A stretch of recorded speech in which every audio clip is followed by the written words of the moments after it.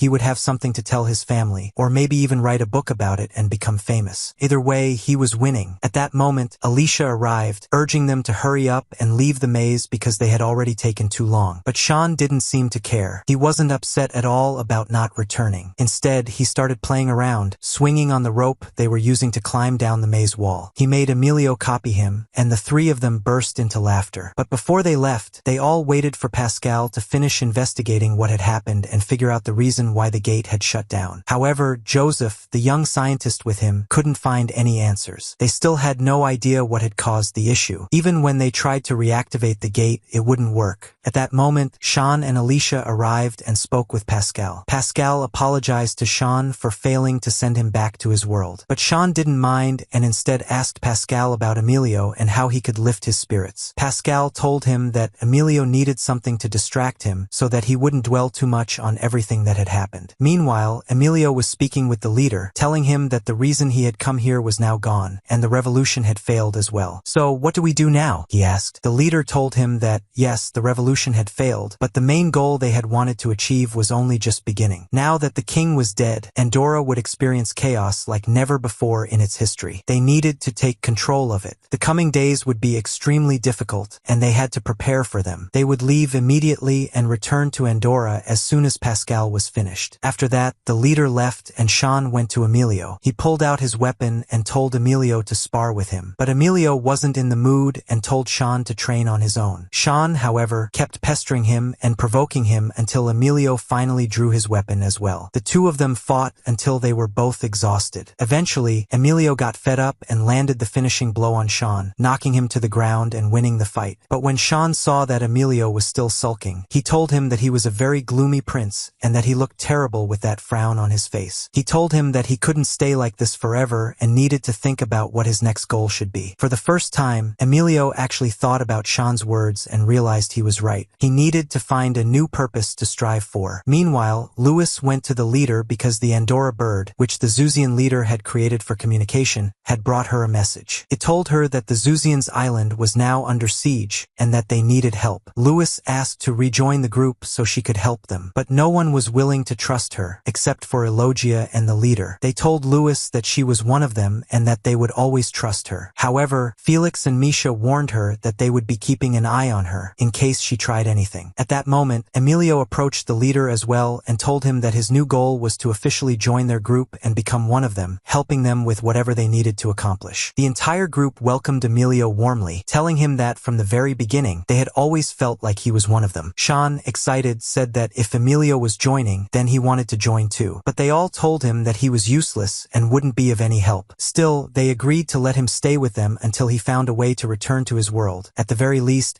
he could spread some of his overwhelming positive energy around. In one of the villages, crime had increased, and people were taking advantage of King Dieselin's death to do whatever they wanted without facing any punishment. In this particular village, a cruel and oppressive man of high status led his guards in an attack, stealing everything from the villagers: food, water, and money. No one dared to stop them. Even when the villagers tried to resist or begged them to stop, they were beaten without mercy. But fortunately for the villagers, the leader and the group were passing through on their way back from Babel. Seeing the injustice unfolding, they immediately intervened and fought the rich man's guards to prevent them from robbing the village. They succeeded in driving them away, but the rich man managed to escape with a few of his remaining guards, retreating to his mansion. The villagers were immensely grateful to the leader and invited him and the group to have lunch with them. They apologized for the small amount of food they could offer, but it was clear that the villagers were still anxious and afraid. The leader asked them what was wrong. An elderly man among them explained that while they had stopped the attack for now, as soon as they left, the rich man would return to raid them again, making their efforts meaningless. Emilio then spoke with the leader, convincing him that they should go to the rich man themselves and talk to him directly to stop him from harming the villagers after they left. Everyone agreed with the idea. At that moment, the old man saw something in Emilio. He saw the presence of a king and a leader. The next day, they all headed to the rich man's mansion. But the moment they entered, they found no guards, no security, nothing at all. The place was eerily quiet, and no one stopped them or even acknowledged their presence. When they stepped inside the mansion, they saw the rich man sitting in fear. The more they spoke to him, the more terrified he became. Shawn and Emilio, annoyed, asked him why he was so scared, but before the man could answer, a sword suddenly plunged into his back while he sat in his chair. Emerging from behind the chair was a shocking revelation. Abela had returned. Everyone was in complete disbelief. Abela was supposed to be either dead from the gate's red radiation or stuck on the surface. But Abela wasted no time. He immediately launched an attack, going after all of them at once. Strangely, he was far stronger than before, so strong that none of them could keep up with him. When Shawn and Emilio tried to set a trap, planning for one of them to distract him while the other struck from behind, something horrifying happened. The moment they executed their plan, more monstrous creatures emerged from within Abela, and the more they defeated, the more kept appearing. Realizing they couldn't keep up, they all retreated outside the mansion. Abela rushed straight for the leader, knocking him down, ready to finish him off. But just in time, Gerado, who had once been Abela's friend, appeared to punish the traitor. He was the only one who could overpower Abela. Gerado defeated Abela, saving the leader. At that moment, the leader realized that Gerado was a noble Zuzian. He offered him a place in their group. Gerado agreed but said he would only join them temporarily, until they had rescued the Zuzians' island. The leader accepted, and everyone warmly welcomed him. During this time, rumors began to spread rapidly. Many people gathered the villagers and townsfolk to tell them terrible things about King Zians, claiming that he had abandoned them, fled to a faraway place, and left Andora vulnerable to attacks and looting from other kingdoms. A few days later, Gerado escaped from his island to meet with the leader and plan how they would liberate the island. He successfully met with the leader and the group on a ship, where he informed them that about 5 ships from the invading army were surrounding the island, waiting for the right moment to strike. They needed to come up with a strategy quickly before the attackers made their move. At that moment, they heard the sounds of fighting outside. When they stepped out, they saw that Gerado was in the middle of a heated fight with Felix and Misha. The three of them couldn't stand each other. Gerado quickly stopped Gerado and told them that he had an important announcement. He was officially joining the leader's faction as one of the Ignatus. The leader was thrilled and told him that they couldn't have asked for a stronger ally to join their ranks. Afterward, they returned inside, where Pascal had something important to tell them about Babel. He entered with Joseph, who explained that they had finally figured out why Abela had turned into a monster and why he had never made it to the surface. The issue wasn't with Babel itself, but with the surface gate, which was malfunctioning. Both gates needed to be opened simultaneously in order for Shawn to return to his world. However, there was a bigger problem. The energy levels of Andora were rapidly declining. If they didn't find a solution, their world would be destroyed and Elogia's vision would come true. After Pascal finished explaining the situation, the leader and Gerado finalized their plan for the upcoming battle. The next day, the leader and Gerado boarded the ship of the enemy commander attacking the Zuzians' island. They attempted to negotiate peacefully, asking him to withdraw his fleet. However, the commander refused to take them seriously. He mocked them, pointing out that they were just 2 men standing against 100 soldiers. But the leader simply smirked and told him that 2 were more than enough. It turned out that he had already spread his group across all 5 enemy ships. Within moments, the ships were destroyed, including the commander's own vessel. The invaders were completely wiped out, and the island was successfully liberated. Standing at a distance, they watched as the freed Zuzians celebrated. Gerado was overjoyed, and afterward, they all went to his home to figure out their next steps. While there, they met Gerado's young son, Karam. However, the moment Karam saw Shawn and Emilio, he burst into tears, terrified of them. Not wanting to upset the child, they quietly stepped away. Later, Emilio approached Pascal and asked if he had discovered anything about why Zians had opened Babel's gate. Pascal told him that he had a theory, though he wasn't completely sure. He suspected that Zians had been trying to meet someone important from the surface, which was why he had wanted to open the gate. Emilio tried to think if he knew who that person could be, but he couldn't come up with anything. The next day, Gerado, the leader, and the rest of the group prepared themselves, boarded their ship, and set sail once again, continuing their journey to save Endora. Throughout their journey, the group continued to help people and reduce the corruption that had spread as much as they could. Eventually, they arrived at the capital and the royal palace. Shawn was completely mesmerized by the sight of the castle. He told Emilio that when they had escaped from it last time, he hadn't gotten a good look at it.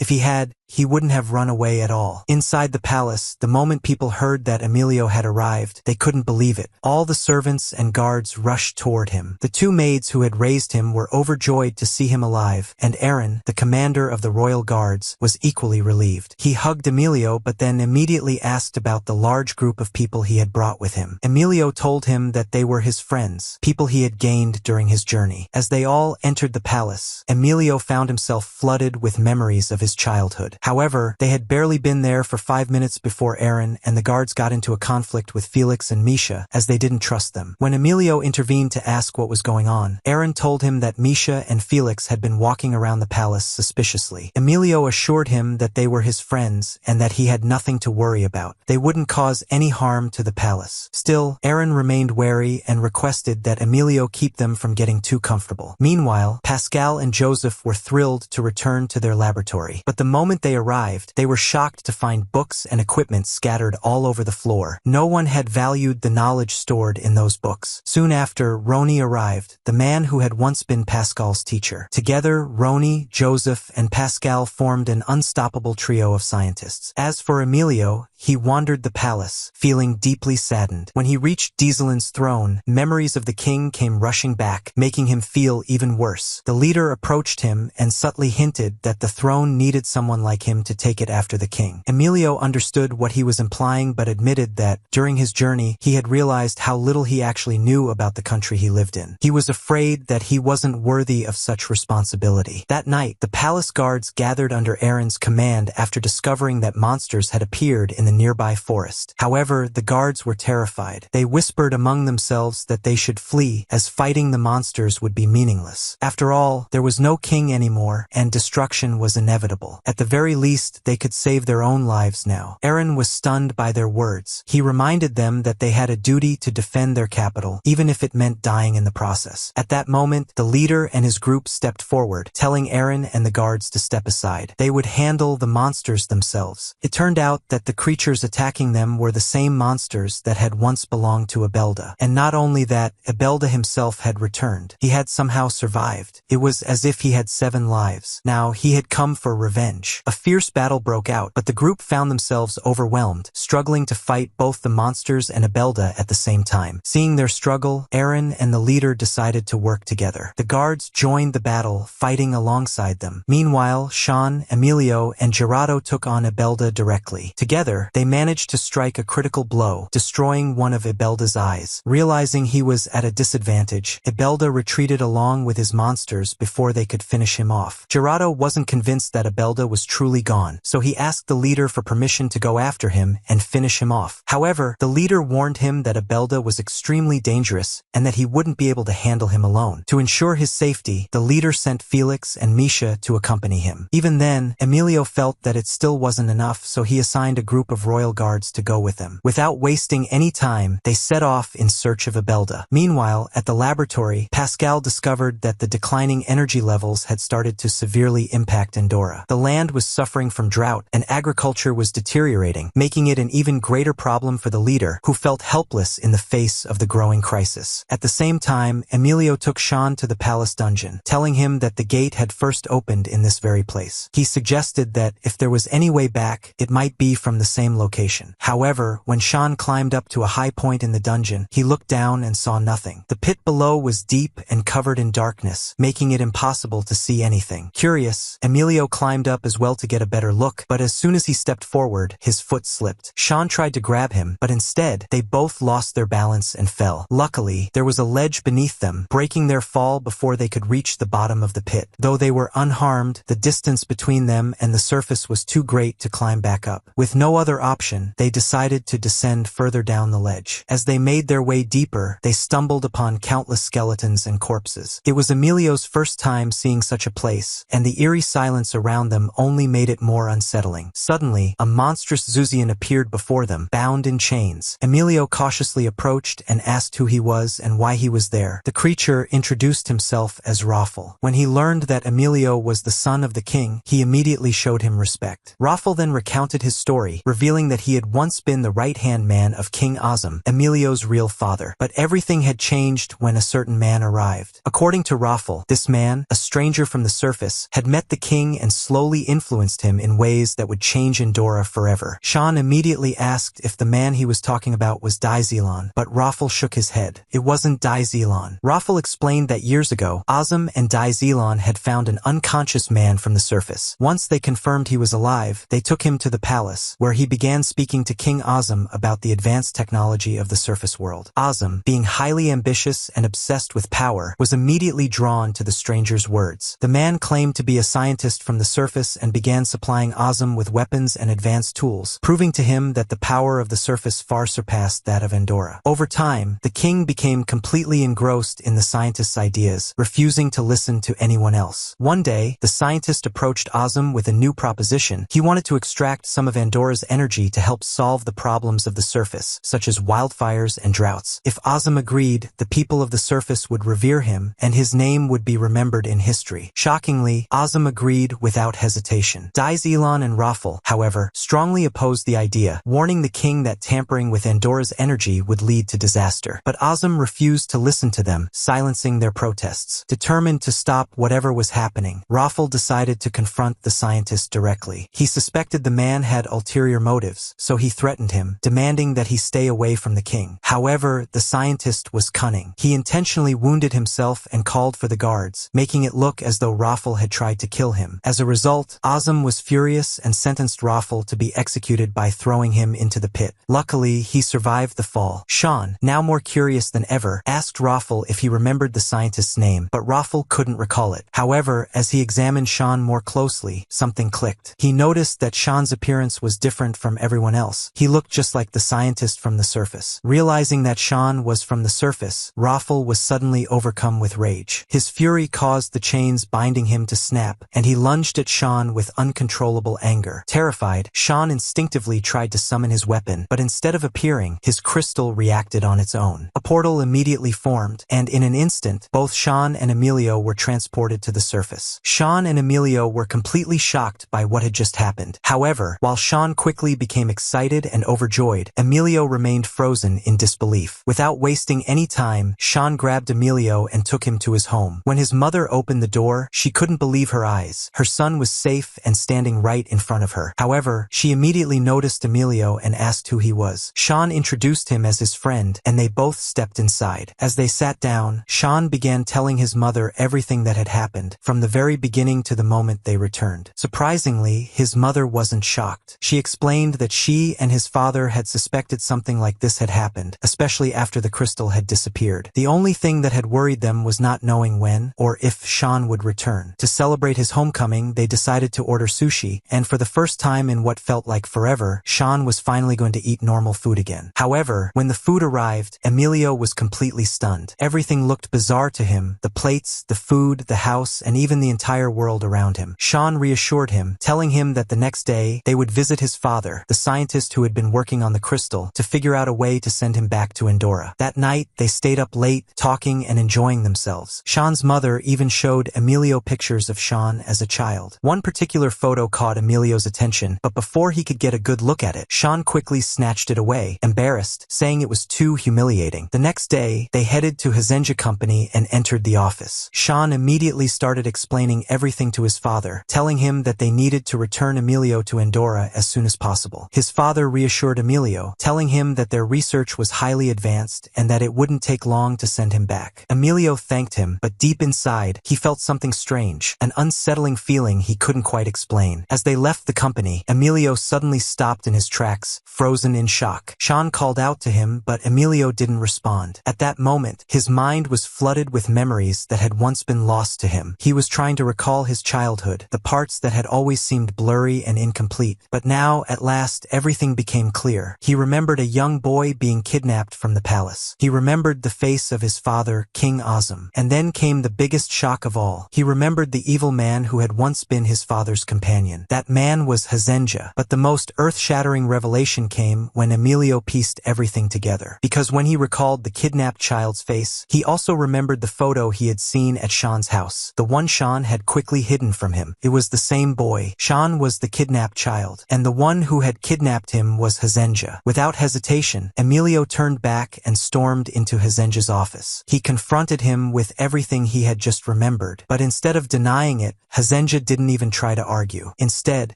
he calmly reached for his gun, pointed it at them, and said, "Shawn, I am not your real father." When Henja attempted to kill Emilio, he and Shawn quickly fled. As they escaped, Henja sat alone, reflecting on his past. It was then that the truth behind everything was revealed. Years ago, when Henja first learned about Andora's energy, he became obsessed with the idea of taking it for himself. He wanted to return to the surface as the greatest scientist in history. He frequently traveled between the surface and Andora, using the knowledge he gained to further his plans. One day, he returned home to his wife Shawn's mother, who was pregnant at the time. He told her about the crystal she had discovered, explaining that it had transported him to Endora. He shared every detail of what he had seen. However, that same night, his wife suddenly fell critically ill. The child she had been carrying did not survive. Overwhelmed with grief, Henja returned to Endora, more determined than ever to complete his twisted ambitions. On one occasion, he was having dinner with King Azam and Daizilan. He eagerly described the advanced technology of the surface and showered the king with extravagant gifts. These gifts dazzled Azam, making him blind to the concerns of Daizilan, who constantly warned him that exposing Andora to the surface world was a grave mistake. But then, the king said something that changed everything. He revealed that Daizilan's son was gravely ill and that only the technology of the surface could save him. Hearing this, Henja saw an opportunity. He told the king that if he helped him with his plans, he would provide the technology they needed to cure the boy. Daizilan, desperate to save his son, didn't hesitate. He handed his child over to Henja, trusting him to take the boy to the surface for treatment and bring him back once he was healed. That child was Shawn, but Henja never returned him. The reason? Shawn's mother had grown attached to him and refused to let him go. At the same time, Henja had also come to love him as if he were his own son. Meanwhile, Henja returned to Andora, where he killed King Azam and destroyed Babel. When Daizilan arrived, hoping to save the king, it was already too late. He confronted Henja, demanding to know where his son was. But Henja only laughed and told him, "If you want your son back, come to the surface and take him yourself." That was why Daizilan had spent all those years desperately trying to repair Babel. He was trying to reunite with his son. But before he could, Henja cut off all communication with Andora. He destroyed Babel completely and used his last remaining crystal to escape to the surface, taking a portion of Andora's energy with him. That night, after returning to Shawn's house, Emilio shared everything he had remembered. He told Shawn that he finally remembered everything, and there was one last shocking truth. The kidnapped child was Daizilan's son, which meant that Shawn was Emilio's cousin. Shawn woke up the next day feeling completely devastated. The truth he had learned the night before weighed heavily on him, leaving him in shock. Seeing how broken he was, Emilio became worried and decided to confront Henja himself. The first question Emilio asked when he arrived was simple yet crucial. Did Henja truly love Shawn? Henja looked at him seriously and replied, "I love Shawn deeply. He will always be my son, no matter what." Hearing this, Emilio told him that if he truly loved Shawn, he needed to talk to him. He then made a deal with Henja, agreeing to bring Shawn so they could have a real conversation. Henja agreed without hesitation. However, before Emilio left, he asked him one more thing. Why did he kill King Azam? Henja sighed and explained that Azam had never deserved to be king. He was weak, constantly swayed by the words of others, and had betrayed many people for his own selfish desires. That was why Henja had killed him. In his eyes, Daizilan was a far better ruler than Azam ever was. Emilio was left speechless. This revelation only made him more conflicted about his father, filling him with a sense of sorrow and doubt. He left Henja's office feeling even more lost than before. Meanwhile, back in Andora, everyone was searching for Emilio and Shawn. The only clue they had was that both of them had vanished inside the palace dungeon. Alicia, however, recalled something important. Emilio had once told her that when he first met Shawn, Shawn had appeared in the dungeon. That meant something similar must have happened again. At this point, Pascal, along with Joseph and Roni, conducted thorough research, analyzing what had happened. Eventually, they discovered a potential explanation. Pascal explained to the group that Shawn might have been transported to their world through an ancient artifact once known as the Blue Crystal. This crystal had long ago served as a gateway between Andora and the surface, which meant that if it had sent Shawn to their world before, it could have sent both him and Emilio back to the surface this time. Back in the surface world, Emilio returned home and sat down with Shawn, encouraging him to meet Henja face to face. Despite everything he had learned, Shawn still loved his family deeply. Even after hearing the truth about his father's past, he decided to give him one last chance and agreed to meet him. The two of them arrived at the meeting place Emilio had arranged, and Shawn immediately confronted Henja. "Do you consider me your son?" Shawn asked. Without hesitation, Henja Henja answered, "You are my son, and you will always be my son, no matter what happens." Shawn stared at him for a moment before speaking again. "If that's true, then you have to stop what you're doing to Andora." Henja, confused, asked him what he meant. Shawn then revealed the devastating truth. Andora was dying because of him. The energy he had been extracting all this time was draining Andora's life force, causing drought, destruction, and suffering for countless people. But Henja refused to believe him. He argued that the energy he had taken was being used for a greater purpose. It had reduced pollution on the surface and vastly improved the living conditions in Japan. Not only that, but without the energy he had stolen, he wouldn't have had enough money to treat Shawn's illness when he was a child. However, Shawn wasn't convinced. He looked directly at Henja and declared, "None of that matters. Because of you, everyone in Andora is going to die. I won't let that happen." Hearing this, Henja's face darkened. "Then you leave me no choice." Without warning, he pulled out a gun and aimed it at Shawn, preparing to kill him. Emilio instantly reacted, rushing forward to protect Shawn. At that very moment, the crystal inside Shawn activated again, opening a new portal. In the blink of an eye, both Shawn and Emilio were transported back to Endora. But something was different this time. Instead of landing in a random location, they found themselves right in the middle of a fierce battle, where Misha, Felix, Gerado, and Louis were fighting against Abela. As soon as Shawn and Emilio arrived, everyone immediately questioned why they were there. However, there was no time for explanations. The battle was still raging. Without hesitation, Shawn and Emilio drew their weapons and attacked Abela with full force. However, something terrifying happened. Abela transformed into a monstrous, enormous creature with a grotesque and otherworldly appearance. He roared furiously and launched a vicious attack on Misha. Felix and Louis rushed to protect her, but the monstrous Abela overpowered them, knocking them both to the ground. Their injuries were severe, especially Felix, who suffered a critical blow. Realizing they were at a disadvantage, the entire team made the difficult decision to retreat before anyone else got hurt. Meanwhile, Elugia was alone in his room, deep in concentration. Alicia, worried about him, approached the leader and voiced her concerns. "Elugia has been in there for too long without food or water. What if something happens to him?" she said anxiously. The leader reassured her, explaining that Elugia had been assigned an important mission to understand what was happening with Endora's energy. This required intense focus, and they needed to give him more time. However, Alicia's concern proved to be justified. Suddenly, a loud noise came from Elugia's room. Alarmed, the group rushed inside, only to find him collapsed on the floor, unconscious. They immediately took him to the medical center. Once he regained consciousness, they urgently asked him what he had discovered. Elugia, still weak, revealed what he had seen. Andora's energy is leaking. It's being absorbed into a place called Turnavog. However, before he could explain further, his body gave out again, unable to handle the strain. The leader wasted no time. He gathered Pascal and the rest of the team to discuss Elugia's findings. Pascal, deep in thought, finally spoke up. Turnavog is located in the middle of the ocean. Legends say it was once a city built by extraterrestrials. But if Elugia is right, then those legends might actually be true. We need to get there immediately. Just then, Shawn and Emilio entered the room, declaring that they were going to Turnavog as well. The entire group was overjoyed Shawn and Emilio had returned. However, as soon as Shawn learned about the energy leakage, he spoke up with deep guilt in his voice. He apologized to everyone, revealing that his father was the one responsible for stealing Andora's energy. He told them everything, the entire truth he had uncovered about Henja's actions. Everyone was shocked. At the same time, they knew there was no time to waste. They had to stop Henja before it was too late. To get to Turnavog quickly, Alicia instructed Flareon to transform into a dragon, allowing Shawn, Emilio, and Pascal to ride ahead. Their mission was to scout the city first, while the others stayed behind to fortify the palace and capital. Everything seemed to be going smoothly until disaster struck. Just as Shawn, Emilio, and Pascal were about to take off on Flareon, Abela's monstrous form suddenly appeared again, blocking their escape. The beast lunged at Flareon, preventing him from taking flight. In the chaos, Pascal was thrown off, landing directly onto Abela's massive body. With no other option and time running out, Pascal made a heart-wrenching decision. He pulled out an explosive device, looking up at Shawn and Emilio one last time. "Get to Turnavog, no matter what happens." Before they could react, he activated the bomb, sacrificing himself to ensure that Flareon could take off and escape. As the explosion erupted behind them, Shawn and Emilio screamed Pascal's name, but it was too late. They had no choice but to fly away, leaving their fallen friend behind. From a distance, Shawn and Emilio watched in horror as Pascal fell from the back of the monstrous Abela. However, they had no choice but to continue their mission. Flareon flew at incredible speed, carrying them toward Turnavog. Meanwhile, Joseph refused to believe that Pascal was dead. He frantically searched for him, determined to find proof that he had survived. Back on the battlefield, the leader and the rest of the team were still struggling against Abela's monstrous form. No matter how much they attacked, the creature was too powerful. At that moment, Gerado realized that this was his battle to finish. His old friend had become a monster, and he knew that only he could end this once and for all. Without hesitation, Gerado charged straight toward the beast, getting dangerously close. The others yelled at him to stop, but he ignored them. The monster opened its enormous mouth and swallowed him whole. But Gerado had planned for this. Once inside the beast, he detonated one of Pascal's bombs, causing the creature to explode from within. Abela was finally dead. However, Gerado perished along with him. The entire team mourned his loss, but there was no time to grieve. The battle wasn't over yet. Meanwhile, Joseph refused to give up hope. He searched every corner of the battlefield, desperate to find any sign of Pascal. Finally, he spotted something, a single shoe lying on the ground nearby. Joseph froze in place, his heart pounding. That means Pascal must be close by. Without wasting a second, he began shouting Pascal's name, praying for a response. At the same time, Shawn and Emilio finally arrived at Turnavog. The city was nothing like they had imagined. It consisted of a massive tower, so tall that it seemed to pierce the sky. At its very peak, a colossal crystal floated in the air, glowing with an eerie light. The moment Shawn saw it, he immediately understood the truth. That crystal must be the reason Andora's energy is leaking. Turning to Emilio, he shouted, "We have to destroy it." Without hesitation, they both drew their weapons and began attacking the crystal. But suddenly, another weapon emerged from a separate portal, blocking their attacks. As they recoiled in surprise, a figure stepped through the portal. It was Henja. He smirked confidently as he faced them, revealing that he, too, possessed a blue crystal. However, unlike Shawn and Emilio, his Andora weapon had been modified in his laboratory. Instead of a normal blade, his weapon had transformed into massive mechanical tentacle arms, allowing him to attack and defend with incredible speed and power. The battle was far from over. Henja was ready to fight. Joseph continued calling out for Pascal, his voice echoing through the battlefield. Just when he was starting to lose hope, Pascal finally responded. Joseph immediately ran toward the sound, his heart pounding. He found Pascal hanging from a tree, surprisingly unharmed. Relief and joy overwhelmed him, and he couldn't stop himself from crying. He quickly helped Pascal climb down safely, and together, they prepared to return to the palace. Meanwhile, Emilio and Shawn were still locked in battle against Henja. The fight had taken a devastating turn. Henja relentlessly attacked Emilio, striking him down so hard that he couldn't get back up. At the same time, Shawn was completely restrained, wrapped tightly by Henja's mechanical tentacle arms, unable to help. Henja then raised one of his arms, preparing to deliver the final blow to Shawn. This was supposed to be the end. But just before his mechanical arm touched Shawn, Henja hesitated. Memories flooded his mind. Shawn as a child, their time together, the moments they shared as a family. For the first time, his heart wavered. He couldn't do it. He couldn't kill the son he had raised. At that moment, Emilio regained his strength and stood up. Overwhelmed by fear for Shawn, his weapons suddenly evolved, becoming more powerful than ever before. Without a second thought, he struck Henja with a devastating blow, finally killing him. Shawn, however, felt no victory in his father's death. He lowered his head in sorrow, grieving the man who had raised him despite everything. Emilio apologized, feeling guilty for what he had done. But Shawn reassured him, saying, "You saved me." With Henja gone, the massive crystal at the top of Turnavog became unstable. The entire city began to collapse. Before it was too late, Flareon swooped in and carried them both away, flying them back to the palace just in time before the city crumbled into nothingness. When they arrived, everyone at the palace celebrated their return. Upon hearing that Endora had been saved, cheers erupted throughout the capital. To mark the occasion, the people organized a grand celebration and everyone gathered, full of joy and relief. However, in the middle of the celebration,